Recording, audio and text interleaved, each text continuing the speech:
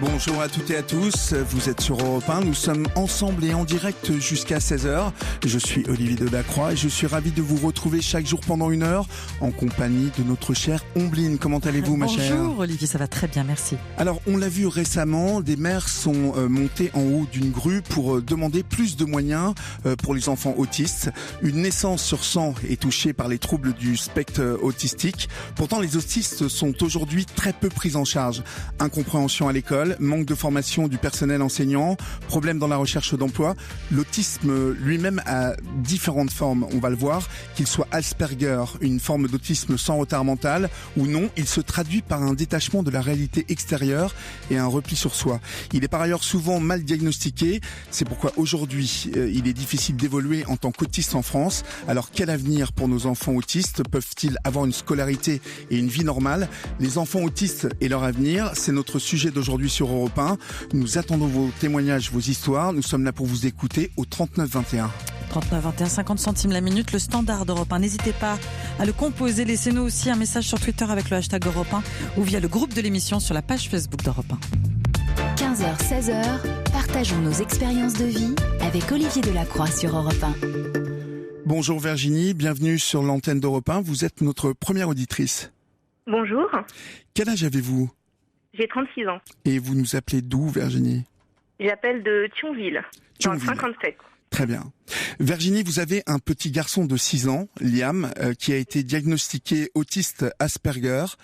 Pouvez-vous nous expliquer ce que cela veut dire ?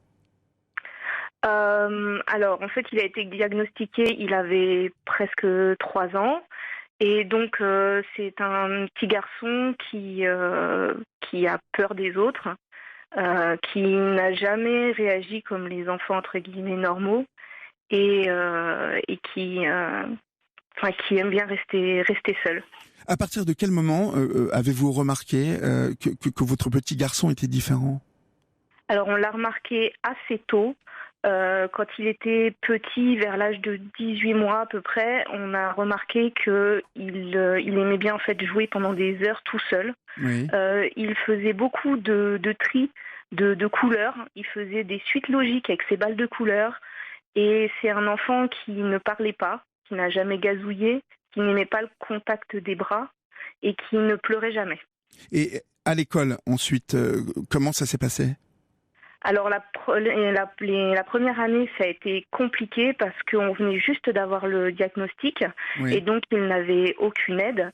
Et donc quand nous on a fait les demandes, il faut savoir qu'on a fait donc une demande d'AVS, qui est l'aide à la vie scolaire. C'est-à-dire j'explique pour ceux qui ne sont pas au courant, une AVS c'est une personne qui accompagne l'enfant à l'école pour exécuter les devoirs dans chaque moment, oui. C'est ça. Et donc, il faut savoir que les demandes sont très très longues à être traitées, que pendant 1 an, la première année de sa maternelle, il n'a pas eu d'AVS, parce qu'en plus, l'éducation nationale ne recrute pas d'AVS en cours d'année. D'accord. Malgré que le dossier ait été accepté. Et pourquoi en fait ? Parce que je sais qu'on ne donne pas de raison particulière pour cette obtention d'AVS. Aucune. En fait, donc il faut remplir un dossier qui est très compliqué à remplir, surtout le premier. Et ensuite, ça met des mois et des mois et des mois à être passé en commission. C'est la MDPH qui gère ça, donc la Maison départementale des personnes handicapées. Voilà, qui gère ça. Ça met extrêmement longtemps en fait à arriver la notification, et une fois qu'on a la notification, on n'est pas du tout sûr en fait d'avoir l'AVS tout de suite. On n'est pas sûr d'avoir l'AVS tout de suite, elle peut mettre 2-3 mois à arriver, et avec une AVS qui en plus a peu de connaissances, puisqu'on peut tomber sur un AVS qui ne connaît pas du tout l'autisme. Exactement, on peut tomber sur n'importe qui. Moi, j'ai la chance d'être tombée sur une dame qui elle-même connaît bien l'autisme puisque son petit-fils est autiste. Donc j'ai eu une chance extraordinaire de tomber sur cette dame. Oui. Et donc elle sait exactement comment s'occuper de Liam. Et est-ce que vous avez pu la garder, cette AVS ? Parce que tous les ans, cette AVS, elle peut changer. Oui. Elle peut changer. On a eu la chance pendant ces 2 dernières années de maternelle de l'avoir.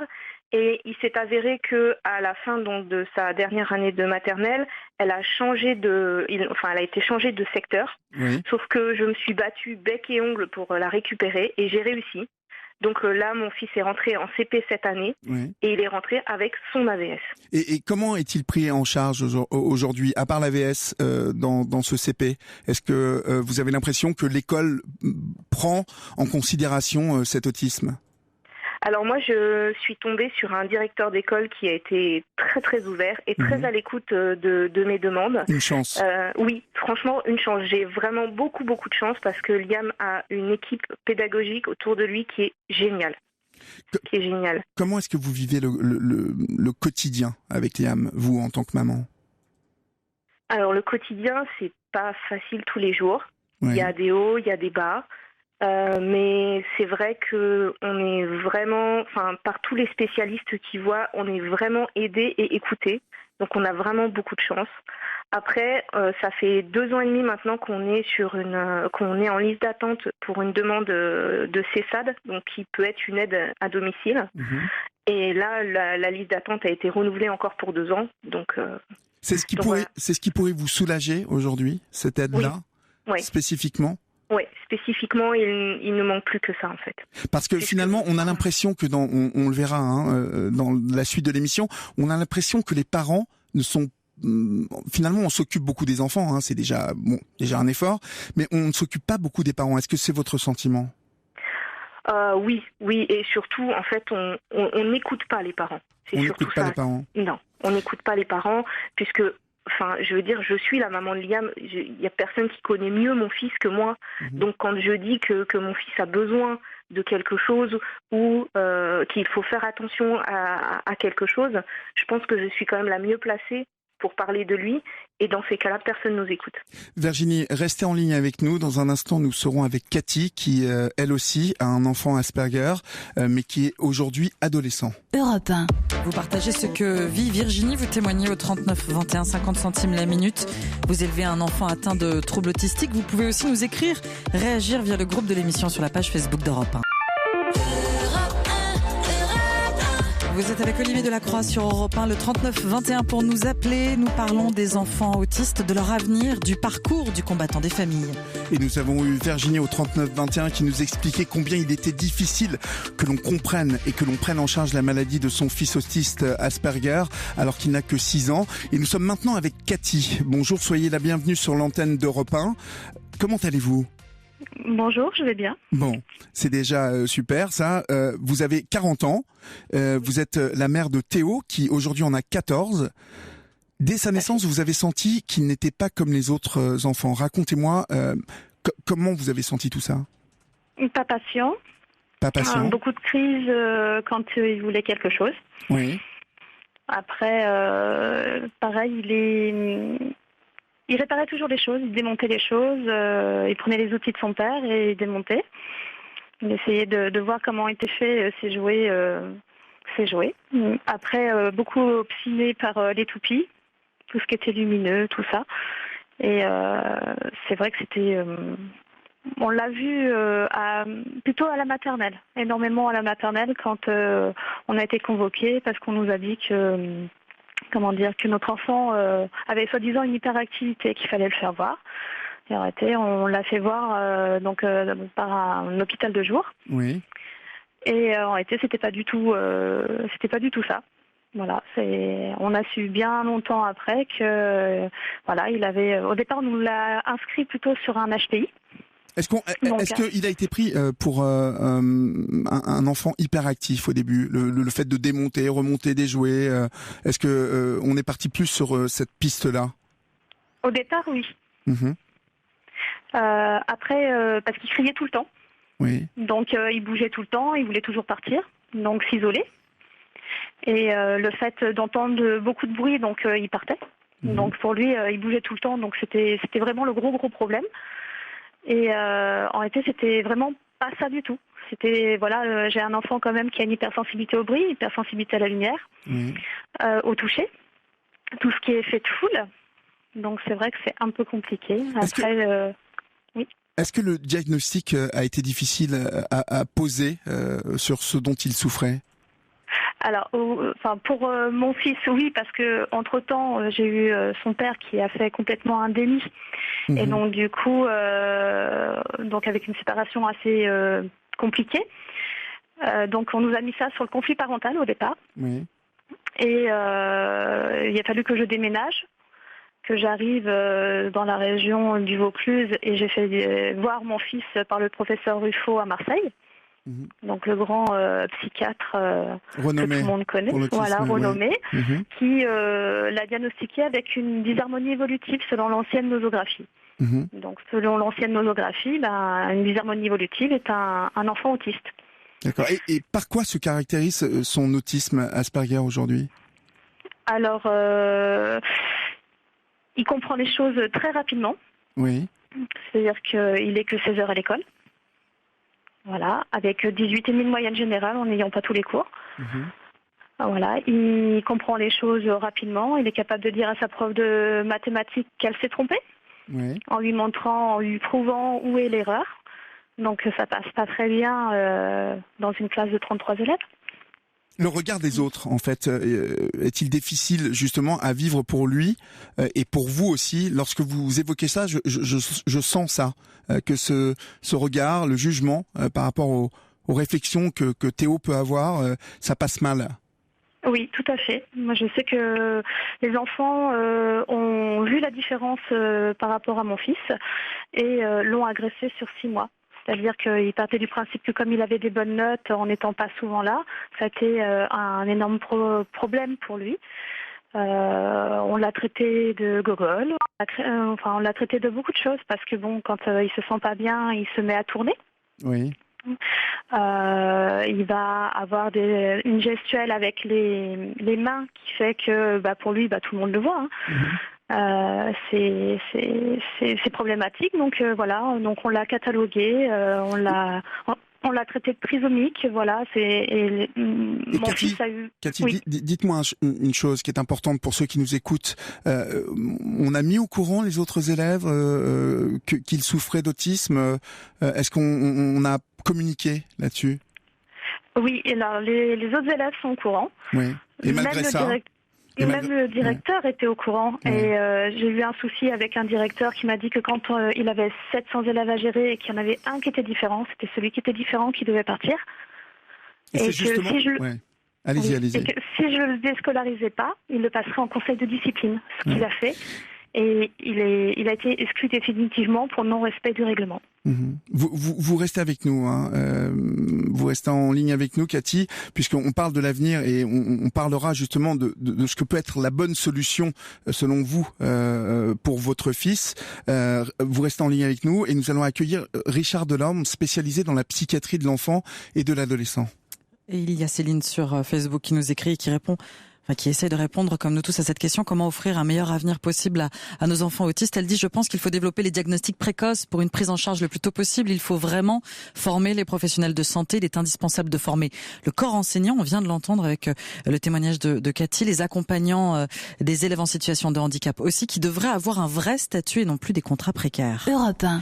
On parle des enfants atteints de troubles autistiques. Comment leur offrir le meilleur avenir possible? Venez partager votre expérience au 39 21, 50 centimes la minute. N'hésitez pas également à nous écrire sur Twitter, #Europe 1.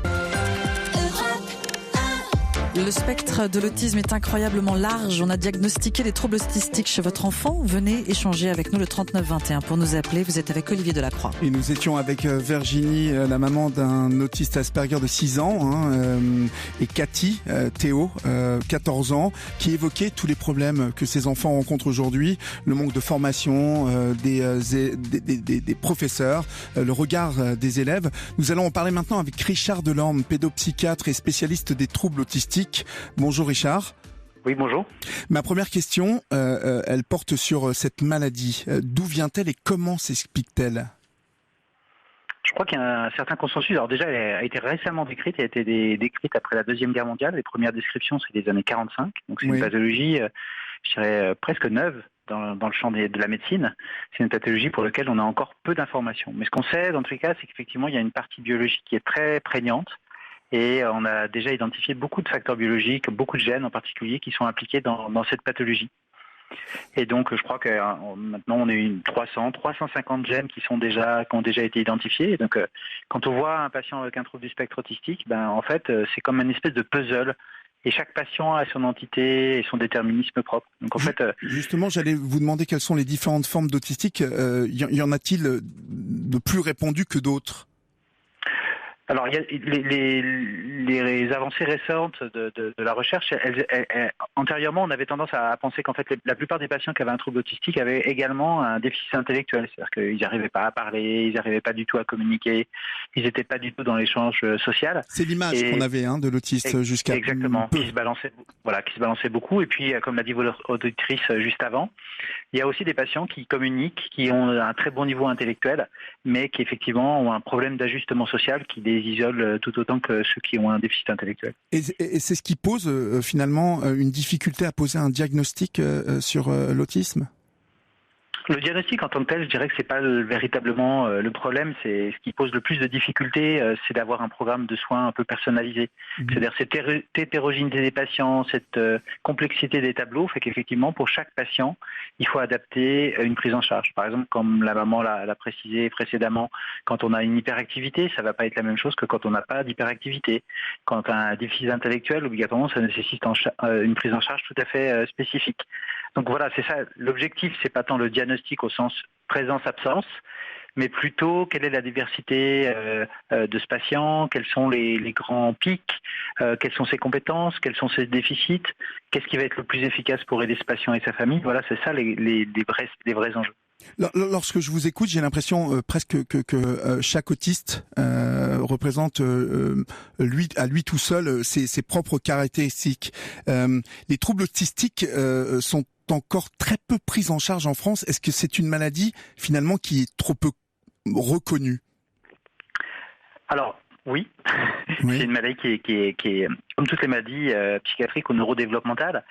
C'est des pathologies qui effectivement sont arrivées dans le grand public, enfin dont on va commencer à s'intéresser depuis peu. Donc il y a eu un effort gouvernemental et là on est au 4e plan autisme qui a été présenté par le gouvernement il y a quelques mois avant l'été. Mm-hmm. Et donc ça montre qu'effectivement il y a vraiment, comme c'est que le 4e entre guillemets, c'est vraiment un effort nouveau qui doit mobiliser les acteurs du soin autour de cette pathologie et les pathologies qui sont associées à ce trouble. Mais justement cette difficulté de prise en charge en France et elle est vraiment due au fait que cette maladie soit difficile à diagnostiquer déjà ? Oui, je crois qu'effectivement les familles ont été un peu, je crois qu'elles le racontent plutôt bien. Elles ont été en errance. Elles étaient confrontées à des situations où les diagnostics n'étaient pas posés correctement, où les traitements n'étaient pas nécessairement les bons. Et c'est un mélange effectivement de méconnaissance, mais aussi d'une pathologie, encore une fois, assez récente pour lequel les bonnes stratégies, je dirais, sont connues depuis 10-15 ans. Et donc, voilà, c'est tout ce travail-là qui est à faire, éduquer les gens les professionnels de première ligne, qui sont les pédiatres, les médecins généralistes. Puis améliorer aussi la capacité qu'ont ce qu'on appelle le réseau de deuxième ligne, c'est-à-dire les CMP, les CMPP, les CAMS, à accueillir les patients comme ça, les orienter dans des stratégies. Pour ceux qui nous écoutent, qui sont différents centres, qui accueillent les enfants autistes et les enfants différents. Exactement. Voilà. Puis après, il y avait tout un travail avec l'école. C'est comment aussi intégrer ces patients, comment leur permettre aussi d'être intégrés dans l'école, que ce soit les patients avec plus de difficultés cognitives ou ceux comme votre précédente auditrice, qui ont la chance d'avoir des enfants avec très bonnes capacités intellectuelles. Alors justement, nous aurons l'occasion d'en parler avec eux et justement d'aborder comment aiguiller les parents dont l'enfant est autiste, parce que ça reste un vrai problème. Vous restez en ligne avec nous, Richard. Nous allons parler de tout cela avec Virginie et Cathy, mère de Théo et de Liam, dans quelques instants. Et à cette question, comment offrir le meilleur avenir possible aux enfants atteints de troubles autistiques, Mel nous écrit sur Facebook: il faut imposer une formation à tous les pédopsychiatres pour qu'ils soient capables de poser un diagnostic rapidement. De toute urgence, financer plus d'AVS, indispensable à l'école, les AVS, les assistants de vie scolaire, et puis rembourser les séances de psychomotricité, environ 40 € la séance minimum, une fois par semaine. Europe 1. Comment vivez-vous l'autisme de votre enfant ? À quoi ressemble votre quotidien, le sien ? Venez discuter avec Olivier Delacroix sur l'antenne d'Europe 1. Vous nous appelez le 39 21. À tout de suite.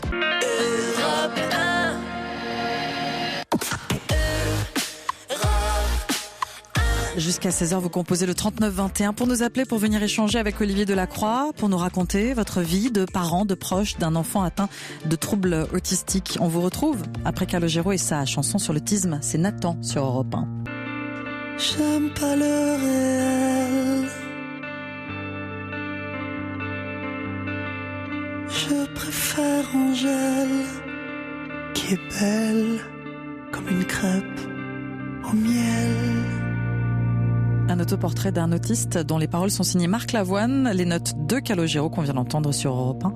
La chanson Nathan. Comment offrir le meilleur avenir possible à votre enfant atteint de troubles autistiques? Olivier Delacroix vous écoute au 39 21, 50 centimes la minute. Et nous sommes toujours en ligne avec Virginie et Cathy, mères de Liam et de Théo, qui sont tous deux autistes Asperger, et Richard Delorme, pédopsychiatre et spécialiste des troubles autistiques. Je me tourne d'abord vers vous, Virginie. Qu'est-ce qui vous inquiète le plus pour l'avenir de Liam, qui a 6 ans, je le rappelle? Ça va être plutôt pour l'instant sa scolarité, puisque il faut savoir que en plus de sa scolarité, il est quand même suivi dans une unité pédopsychiatrique d'hôpital de jour. Oui. Et il est aussi suivi par une psychomotricienne qu'on a dû prendre en libéral à Luxembourg. Donc vous payez? Non, parce qu'il faut savoir que nous, on a la chance d'être des frontaliers, comme on nous appelle. Et à Luxembourg, la psychomotricité est prise en charge à 100%. D'accord. Par la CPA, enfin la CNS, qui est la caisse de santé du Luxembourg. Et nous avons la chance en fait, de pouvoir bénéficier de bien plus d'avantages au Luxembourg qu'en France. Et cette psychomotrice, excusez-moi, ça aide vraiment Liam? Ah oui, énormément. Parce que c'est quelque chose qui est très important visiblement dans la prise en charge des enfants autistes. Oui, très. Ça lui a permis de développer un peu plus son toucher, oui. Tout ce qui était sensoriel. Ça lui permet de travailler beaucoup sur les émotions. Maintenant, il peut s'asseoir par terre, chose qu'il ne faisait jamais avant. Le contact avec le sol était compliqué. Enfin, voilà, ça développe énormément de choses chez lui. Cathy, pour votre fils Théo, qui est lui plus grand, puisqu'il a 14 ans, comment envisagez-vous ses études supérieures et puis plus tard la vie active? Alors, c'est compliqué, parce que mon fils veut déjà... il veut faire architecte. Oui. Donc, qu'est-ce qui pourrait l'en empêcher, en fait? Encore les autres? L'école, le collège. Le collège. Parce qu'il part du principe que, comme il n'a pas une scolarité normale, puisqu'il a des aménagements d'horaire, il préfère plus le faire partir en professionnel. Donc c'est un combat, c'est pareil. On est tout le temps en train de se battre pour faire valoir ses droits. De façon, même si ça prend plus de temps pour qu'il y arrive, moi je veux lui donner les moyens de réussir plus tard, d'aller vers ce qu'il a envie de faire, parce que ses intérêts restreints concernant mon fils, c'est Minecraft, et donc du coup il est tout le temps dans la construction. C'est le jeu vidéo, Minecraft. Ouais. Voilà, et donc du coup c'est vrai que c'est pour lui un moyen de développer son monde. Oui. Et de faire des constructions. Et quand on a vu le pédopsie, qui l'a diagnostiqué définitivement avec les bons termes par rapport alors le professeur Riffaut dit harmonie évolutive, mais les gens ne savent pas ce que ça veut dire. Donc c'est comme si ça voulait rien dire pour eux. Donc du coup, il a fallu revoir un autre professionnel qui a mis des mots justes, donc qui a mis justement le diagnostic autisme d'Asperger. Oui. Donc c'est le professeur Getzner à Aix, qui est très bien. Qui, quand il a vu mon fils, il m'a dit qu'il fallait l'aider et que j'étais une maman courage. Voilà comment il m'a caractérisé, parce que on se bat pour nos enfants. Parce qu'il faut se battre. De toute façon, on n'a pas le choix lorsque on est dans votre position. Et justement, vous évoquez l'avenir de votre enfant, Richard. J'ai envie de vous demander justement qu'est-ce qui va pouvoir favoriser l'accompagnement d'un enfant autiste, qu'il soit Asperger ou non, d'ailleurs. De quoi a-t-il besoin aujourd'hui, cet enfant? Je crois qu'encore une fois, c'est un peu une évaluation tout à fait personnalisée, ce qui est un des enjeux pronostiques majeurs, c'est les performances intellectuelles. Et après, on voit que quand on a des performances intellectuelles, je dirais, complètement dans la norme, on a un parcours scolaire qui doit être celui de ses compétences. Donc, parce que quand on écoute Cathy, Théo, 14 ans, lui, il est déjà visiblement très brillant. Et pourtant, oui. Elle a du mal à envisager son avenir. Donc, qu'est-ce qu'on peut améliorer à ce niveau-là ? Non, mais je crois que c'est encore une fois, c'est plutôt du soutien à cette famille, parce que encore une fois, il y a plein de polytechniciens, il y a plein de grands PDG d'entreprises. On va parler de Facebook, du PDG de Google, où on dit qu'ils sont Asperger. Oui. Donc on peut très bien avoir un parcours assez exceptionnel sur le plan intellectuel et avoir un trouble du spectre autistique. Ça, je crois que c'est comme une espèce d'entité associée, mais ça ne prévoit pas d'un parcours modifié. Donc il s'agit de soutenir cette famille, il s'agit d'accompagner cet enfant, de faire valoir ses bonnes compétences intellectuelles.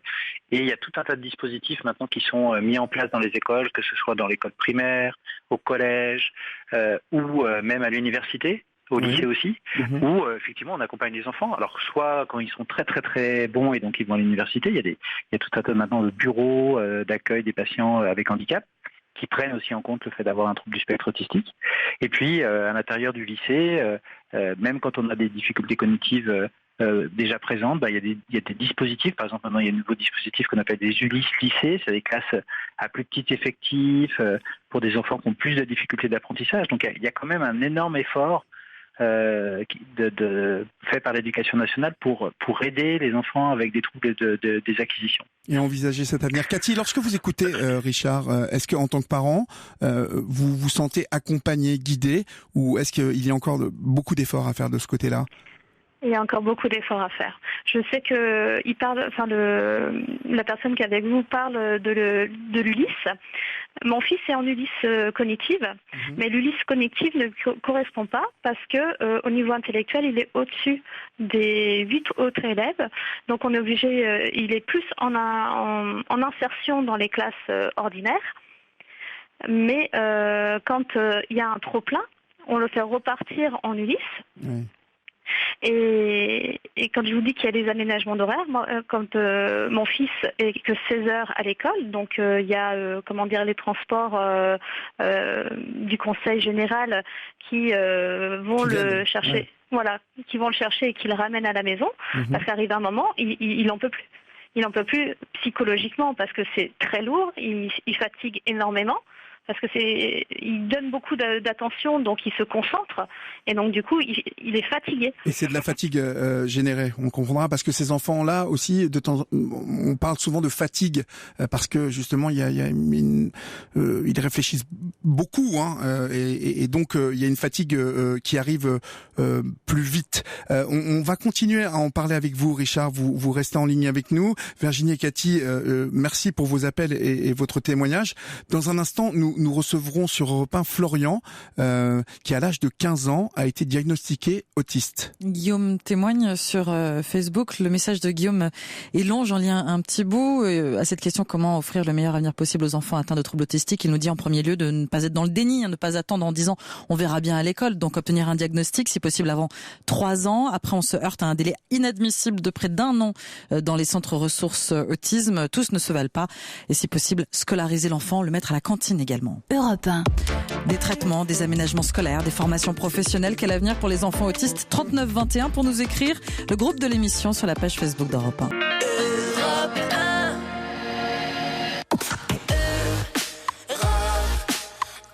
Vous écoutez, vous échangez avec Olivier Delacroix jusqu'à 16h. 39 21 pour nous appeler. Nous nous demandons aujourd'hui comment offrir un meilleur avenir possible aux enfants atteints de troubles autistiques. Et nous accueillons maintenant Florian sur l'antenne d'Europe 1 au 39 21.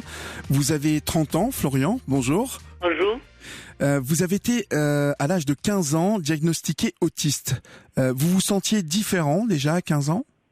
Oui, déjà le bruit qui me dérangeait énormément et j'avais beaucoup de mal à comprendre certaines choses. J'étais isolée dans les cours de récré, les autres élèves se moquaient de moi et j'avais beaucoup de centres d'intérêt. J'alignais les petites voitures aussi, les démontais. J'adorais voir les toupies tourner et ma mère m'emmenait de spécialiste en spécialiste. Est-ce que votre maman avait spécifié justement que vous étiez autiste au professeur, parce que je suis toujours étonné par la violence qui se dégage des autres, du regard des autres. Est-ce que, dites-moi.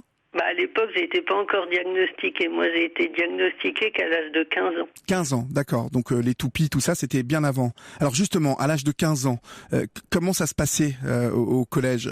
Les autres élèves me cherchaient beaucoup. Ils voyaient la différence, mais comme ils savaient pas ce que c'était forcément, et puis à cet âge-là, ils cherchent pas vraiment à comprendre. Mmh. Et vous, à 15 ans, qu'est-ce que ça vous a fait de savoir que vous étiez autiste ? Est-ce que ça vous a soulagé d'enfin mettre un mot sur vos troubles, en tout cas sur votre différence ? Sur le coup, j'ai pas très réalisé, mais c'est en cherchant sur Internet ou dans les médias que j'ai compris certaines choses. Ça met des mots sur des choses. D'accord. Vous avez eu une scolarité dans des écoles classiques, hein ? Oui. Comment ça s'est passé ? Ça a été très chaotique. Ma mère a dû se battre pour que je reste dans le système scolaire. J'ai fait 3 CP. Ensuite, avec quelques enseignants compréhensifs et ouverts, j'ai pu passer mon brevet des collèges. Après, j'ai fait un CAP production horticole, un BEP production horticole, un bac pro pépinière et j'ai fini en BTS. D'accord. Production aussi. Et est-ce que vous avez trouvé du travail aujourd'hui justement dans l'horticulture, en tout cas dans tout ce que vous avez appris ? Actuellement, je fais beaucoup dans la vie associative, je suis très impliquée dedans et sinon je travaille en chèque emploi-service, je fais des jardins chez des particuliers. Est-ce que vous avez l'impression que ça bloque dans votre recherche d'emploi ? Et est-ce que c'est lié justement à cet autisme ? En 6 ans, j'ai eu aucun conseil de Pôle emploi et de Cap emploi. Là, aucun accompagnement adapté. Comment est-ce que vous le vivez ça ? Comment vous le prenez ? Quand on a les rendez-vous de Pôle emploi, on se demande ce qu'on fait là parce que on leur dit qu'on cherche du travail et ils n'ont pas l'impression de comprendre. Comment vous auriez aimé que l'on vous prenne en charge ? Est-ce que vous échangez justement avec Pôle emploi sur votre situation ? Est-ce que c'est quelque chose que vous évoquez avec eux ? Très peu. Très peu. Ce qui est déjà quelque chose qui me paraît incroyable. Lorsque vous dites très peu, le très peu, c'est quoi ? Elle n'a pas d'accompagnement adapté et je me souviens avoir vu une conseillère de Pôle emploi quand je lui ai parlé d'autisme Asperger. Elle a regardé sur Internet et vous vous êtes senti incompris ? C'était pas forcément le reflet de la réalité. Vous vous êtes senti incompris lorsque vous parlez de reflet de la réalité. C'était pour elle ou Elle lisait ce qu'il y avait sur son écran et elle voyait pas forcément ce qu'il y avait en face d'elle. C'était moi. Et justement, ce sentiment d'incompréhension, il est en permanence là lorsque vous vous confrontez à Pôle emploi ? Souvent, oui. Souvent. Est-ce que c'est finalement le reflet, l'image que vous renvoie la société lorsque vous êtes avec les autres en société ? Pas forcément, parce que si on tombe sur des personnes bienveillantes et qui sont prêts à intégrer on est prêt à être intégré dans la société, il faut tomber sur des personnes ouvertes et tolérantes. Et c'est encore dans le monde associatif que vous trouvez votre place pleinement, j'ai cru comprendre. Oui, puis un peu dans le travail aussi. Quel type de travail faites-vous aujourd'hui ? Vous arrivez à faire quel type de travail ? Je suis jardinier en chèque emploi-service. D'accord. Et ça vous rend heureux, ça vous éclate ? Oui, j'aime bien. Mais sinon, j'ai été éducateur aussi, ça m'a beaucoup apporté. D'où nous appelez-vous ?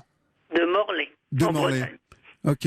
Alors retournez à Pôle emploi demain et puis à Morlaix, il faudrait peut-être que vous leur parliez encore, vous leur disiez que on a échangé un peu aujourd'hui et que qu'ils écoutent aussi Europe 1 et que peut-être ils se renseignent un petit peu plus sur les qualités que vous pouvez avoir et que vous avez à ne pas en douter, Florian. Mille merci pour votre témoignage. Dans un instant, nous accueillerons Pauline, son frère est autiste et c'est un combat quotidien parce qu'il faut préparer l'avenir de ce frère. Et il y a Sophie qui témoigne au 3921 qui nous a appelé et qui nous dit: mon fils de 12 ans a été diagnostiqué autiste Asperger tardivement. Sophie ajoute qu'elle a dû le retirer de l'école publique car il se faisait harceler. Europe 1. Nous nous demandons comment offrir un meilleur avenir possible aux enfants atteints de troubles autistiques. C'est le cas de votre enfant, vous racontez votre histoire, vous nous racontez votre histoire au 3921.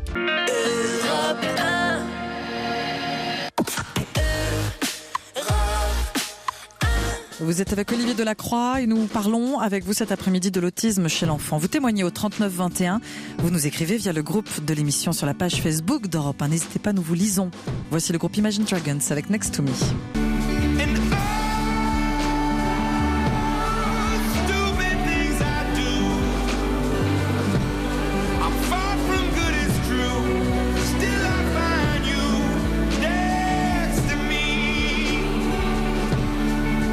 Imagine Dragons sur Europe 1 avec Next to Me. Comment offrir un meilleur avenir possible aux enfants atteints de troubles autistiques? On continue d'en parler avec vous deux. Vous écoutez, vous retrouvez Olivier Delacroix. Et nous avions il y a quelques instants Florian, 30 ans, diagnostiqué autiste à 15 ans, qui nous expliquait combien il était difficile déjà d'être entendu à Pôle emploi. Oui. Et lorsqu'il nous décrivait l'attitude de cette dame à Pôle emploi qui regardait ce que c'était qu'un autiste Asperger, moi ça me fait un peu flipper. Je vous le dis, mais bon. On parle aujourd'hui de l'avenir de ces enfants et pour conclure cette émission, nous avons avec nous Pauline, dont le frère qui a 10 ans justement, Armand, est autiste. Bonjour Pauline. Bonjour. Quel âge avez-vous Pauline? J'ai 25 ans. Vous avez 25 ans. Alors votre petit frère Armand a été diagnostiqué autiste très jeune, à l'âge de 18 mois. Vous aviez 15 ans. Comment l'avez-vous vécu? Et d'abord, ma première question, à 18 mois, comment a-t-il été diagnostiqué? Alors, mon petit frère était en crèche parce que mon beau-père et ma maman travaillaient. Oui. Ils ont remarqué qu'il y avait des petits soucis. Ma maman aussi, donc il tenait pas sa tête. Il avait le regard dans le vide. Pareil, il pleurait pas souvent. Enfin voilà, elle a trouvé qu'il y avait des petites choses par rapport à nous étant enfants qui étaient différentes. Et est-ce que ça là a été une chance finalement que votre frère ait été diagnostiqué aussi vite, parce qu'on a entendu, vous avez entendu peut-être les premiers témoignages où on a vu des diagnostics arriver tard. Oui, alors ça a été une chance. Après, ma maman, c'est vrai qu'elle a beaucoup insisté pour voir les spécialistes, les médecins, pour dire il y a quelque chose qui va pas, il faut aider mon fils. Elle a insisté. Oui. Et vous avez senti que c'était important, justement, à cette époque, qu'elle insiste? Ah oui, bien sûr. Elle voulait le meilleur pour son fils, comme elle a voulu le meilleur pour nous. Donc, elle a vu que quelque chose n'allait pas, et puis elle a fait bouger les choses de suite. D'accord. Si je vous pose cette question, c'est parce que justement, il a été évoqué que le diagnostic était compliqué, et souvent, il arrivait tardivement. Vous avez toujours accompagné et soutenu votre mère dans ses démarches, oui, au point de vous installer avec votre fille et votre mari près de chez elle. Ça demande beaucoup de temps et de disponibilité. Après, j'ai par le passé, parce que maintenant je travaille et j'ai ma fille, mais j'ai aidé ma maman aussi pour les rendez-vous. Je me suis toujours intéressée à l'évolution de mon frère. Donc après, c'est ma maman qui porte tout ça à bout de bras. Moi, je suis spectateur de ça, mais je suis là pour l'épauler, quoi. C'est très important. Vous sentez que c'est très important l'aide que vous apportez à votre mère? Il faut un soutien parce que ce soit amis, famille, on n'a pas des fois ce qu'on attendrait comme aide. Alors, moi, voilà, je suis là avec ma sœur aussi qui aide aussi. Justement, comme on parle de l'aide et de l'avenir de ces enfants, votre frère est aujourd'hui en IME, Institut médico-éducatif. Mais alors, à peine rentré, il faut déjà que votre mère anticipe et fasse des démarches pour qu'il intègre le prochain IME dans les années à venir. Est-ce que c'est symptomatique, selon vous, du combat des parents aujourd'hui? Je trouve pas ça normal dans le sens où à 7 ans, il rentre dans un IME, on est content. On vous dit déjà, il faut préparer pour dans 5-6 ans à l'avenir, parce qu'à partir de 12 ans, il passe adolescent, il rentre dans un autre IME pour les adolescents. Et ça va être pareil, à 12 ans, il faudra qu'elle pense à l'avenir à 18 ans, parce que ça va s'arrêter à 18 ans. Donc selon après comment ça va se passer pour Armand, ce que je lui souhaite, voilà, c'est d'avoir le bac, de faire des études, de faire ce qu'il aime. Mais selon comment ça se passe, il faut envisager, puis il faut faire les choses 5-6 ans avant. Tellement il n'y a pas assez de place. Dans ce qui ressemble à ce combat quotidien pour préparer l'avenir justement d'Armand, qu'est-ce que vous redoutez le plus pour la suite? Le peu de prise en charge, comme on a entendu aussi par rapport aux autres témoignages. En France, il manque énormément de structures.